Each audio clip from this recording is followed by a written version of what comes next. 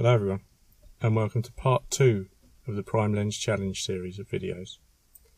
After the failed attempt to get a macro shot the other day, I thought about what other lenses I had that I could use for the Prime Lens Challenge.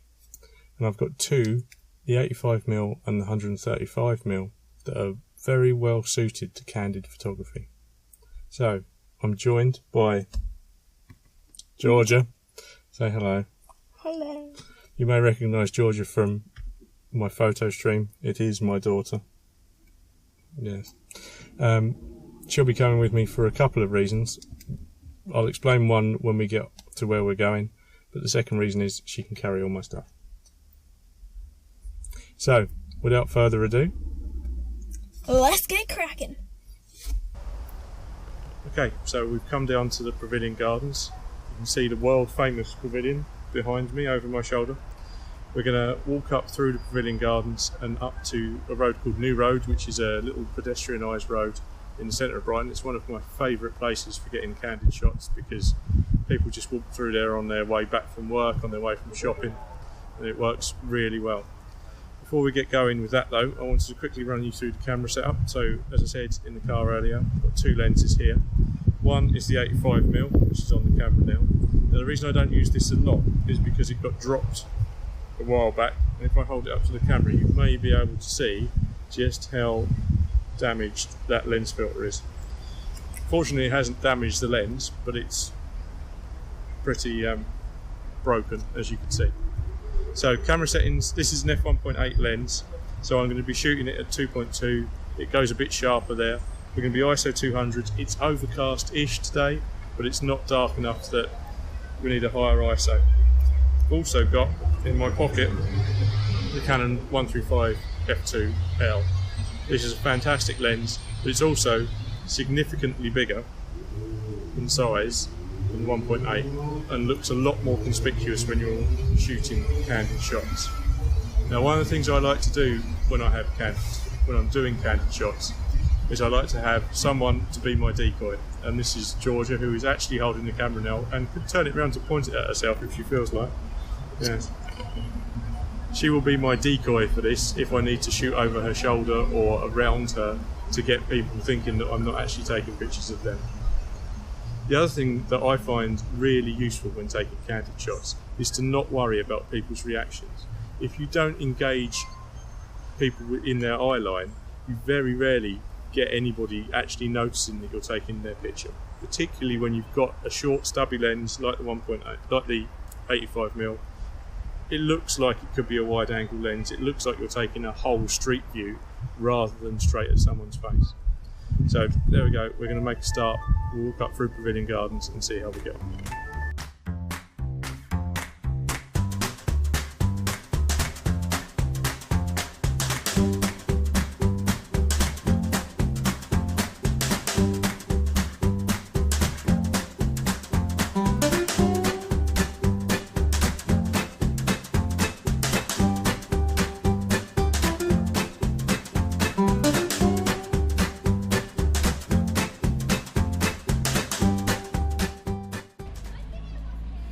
When we got to New Road, we discovered that the hustle and bustle on the street made it very difficult to record any meaningful audio through the GoPro.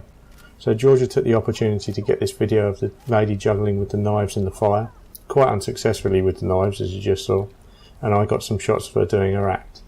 Street performers are a really good target for candid photography. Not only can you get pictures of the performer themselves, but you often get onlookers watching the act and you can get some sneaky shots of them as well. Right, so hopefully I got some shots in there. It seemed to be reasonably successful. There was quite a few interesting Brighton characters floating around. We didn't have to run away from anybody. Nobody attempted to nick the camera or the GoPro. I've still got Georgia. Some might say that's a bad thing. So now back home, do some processing, and I'll talk some more about how I take candids and how I process them. Now we're back at home and you can hopefully hear me a bit better after the wind noise down by the pavilion. I thought it'd be a good idea just to quickly go back over the camera and lens setup one more time. So I was using two lenses today. The first is the 85mm 1.8 It's a nice little lens, although as I showed you earlier, mine has seen better days. This really does benefit from being stopped down to f2.2 in my experience. It just brings a bit more sharpness out of it. The other lens I was using is my Desert Island lens, the Canon 135mm f2. This does not need to be stopped down at all. It is pin sharp at f2. The other thing to mention is we were shooting in aperture priority mode rather than manual. It's just easier when you're trying to nab targets that are on the move to shoot in aperture priority. You don't want to have to worry about aperture and shutter in those kind of situations. And we were shooting at ISO 200. Although it was reasonably overcast, it wasn't overcast enough to worry about needing to go to a higher ISO. The other thing to think about with these situations when you're shooting candids is your autofocus mode. Obviously you should have your lens in autofocus, but you also need to think about the mode the camera is in. So you really want to be in AF servo mode. So the camera is tracking the movement of the item in the autofocus point. So when someone's walking towards you, it's continuously keeping the lens in focus on whatever part of them you're aiming at. That makes it much easier to track and pan subjects as they move around the frame. If your camera has the option of ignoring fast moving objects through the frame, that can also be useful. Some cameras don't have it, the 5D Mark III does. It's particularly handy in busy streets to maintain a lock on the person you're trying to hold on to. The other thing I spoke about down by the pavilion was the use of decoys. Obviously Georgia was a very handy decoy, but if you're a bit of a timid photographer, if you don't like to risk the confrontation, even though there's very little chance of confrontation, it's only happened to be once, and that was because I was being reasonably aggressive in my photography. It's good to have someone there with you. They can give you the confidence to get shots that perhaps you wouldn't otherwise. They can also stand and you can get pictures around them and behind them. The other thing that's handy to have, as I mentioned, is the nice short lens. The 85 is quite a dumpy little lens, so that does make a difference. The other thing that I like to do, particularly if I'm tracking people, and I'll show you this with the X100 because I'm filming you on the I'm filming me on the 5D, is when you are following someone, they will quite often realise there's eyes on them. People have a sixth sense. You know when someone's watching you, so you can track and hold them and try and get the shot when they're looking in the barrel of the lens, but then don't track them anymore. Just keep the camera up to your face, holding it, and wait for them to walk out of frame. This will make them think that you weren't actually taking a picture of them at all. You were just taking a picture down the street and they happened to be in the frame. And more often than not, they will just carry on by and not think any more of it. But if you can catch that moment of them looking straight into the lens, then that's a really good moment to capture. That is something I like to think of as engagement. So when I'm thinking about candid photography, engagement and disengagement are things I like to consider when I'm getting the shot. So that can be engagement with the camera itself, so i.e. people looking down the barrel of the lens at you and at your viewers who are going to be viewing the picture. That moment of down the lens is quite an intimate and binding thing for people. But also engagement with the environment. So I've put some examples up on the screen of shots I've got where people are engaged with those around them. So engagement of the lens or engagement together are good things to look for when you're doing candid photography. It makes the scene a bit more interesting than just random people walking down the road. The other thing to look for is disengagement. So people oblivious to the world around them, people kissing or doing other things that are totally separate from the hubbub that's going around them. People standing at a bus stop. We've all seen those shots of people with the trains moving in front of them. Those kind of shots, engagement and disengagement, they make for really interesting scenes.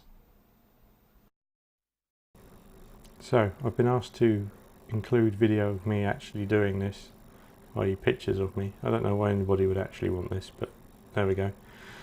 Ours is not the reason why. Hopefully on the screen you can see the image that I've chosen for this. and see a little inlay of me from the GoPro. I like this image because I like the contact, as I was saying, the engagement between subject and the lens is really nice in this shot. But what I really want to do is single this lady out from the crowd. And the way I'm going to do that is by using the radial filter tool. Now this is a reasonably new tool in Lightroom. I can't remember what version it came in, but it's quite new. And you can do some quite fun things with it. It's pretty much like the graduated filter, in that you create an area and you can move it around and stretch it and shift it like this. So what we're going to do is we're going to create a graduated filter around this lady, and so this will affect everything outside of this interior radius. So anything out here gets affected. So the first thing I'm going to do is take the saturation right down. And you can see one of the things that does is, because of the feather, if I mouse over the dot, you can see that there's quite a large amount of that feather that was inside this circle. So we can bring the feather down a bit to take that out. We don't want to go too hard with it. We also need to adjust it so that it's covering her feet as well.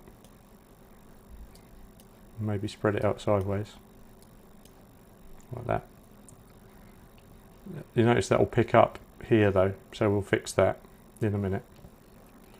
The next thing I'm going to do is I'm going to drop the clarity outside of the circle right down, and I'm also going to take the sharpness right down. But at the same time I'm going to push the contrast right up, and I'm also going to use this dehaze tool, which I used last time, to really take those down. And you can see immediately that that brings the lady out into the foreground, and it creates an almost wet look on the shadows. It looks like this street was dampish, but it certainly wasn't as wet as it looks here. So let's just adjust this round. As I say, we'll clean up these areas in a minute with the brush tool. For now, the other thing I want to do is just tweak these other sliders slightly. Really want her to stand out, but not to a ridiculous degree. We have to be quite sensible with this.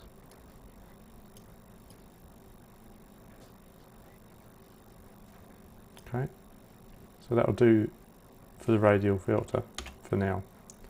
So let's have a look at these areas. So we're going to swap over to the brush tool, and we're going to drop the saturation of this tool right down, and we're going to decrease the feather, and you can see the amount of feather you've got on the example it gives you on the screen.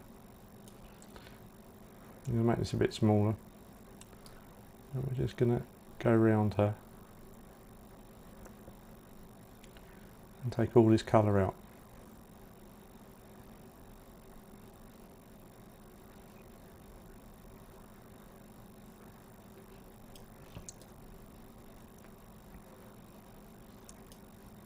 As with the radial filter tool, we can see where this tool is actioning the movement. If we just hover over, it shows you the painted area where we've been. And it also shows you the previous effect underneath, so you can actually see, I can't move the mouse obviously, but you can actually see that the area by the lady behind her with the shopping bag is actually gone back to coloured. This shopping bag here. So if you keep your eye on that, when I mouse back over, you can see it goes red, but it also goes blue. So I think that's got all the colour out.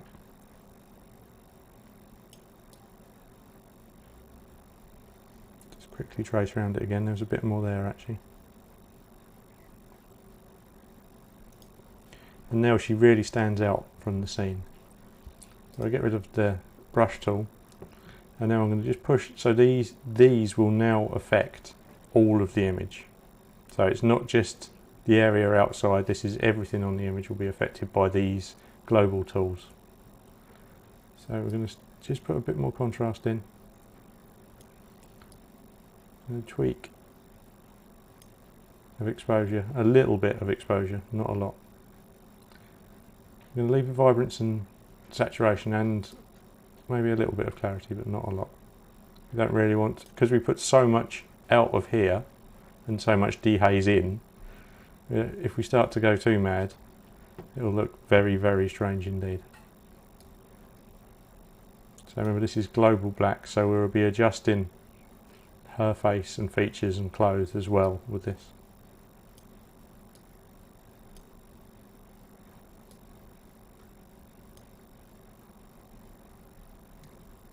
So I actually quite like that effect as it is there. So there's not a lot that we've actually done with this. Changing the white balance is probably not necessary. We might make it a bit more orangey. What's that word again? I said orangey again. There is not a lot else I think I want to do with this. I think, to be honest, it's quite a quick edit, but it's quite a striking edit. It's made a fundamental difference to how the picture was originally, and I think it really makes her pop from the screen, and this eye contact that she's got through the lens is actually much more prevalent now. It's much more focused, and you can really see that she stands out from the crowd. So there we go, that's the last bit of editing. I hope you've enjoyed this video. I hope some of it was useful. Maybe the tips on Candid was good. If you've got any feedback, any comments, please let me know. Otherwise, please like, please subscribe, and I'll see you again for the next video.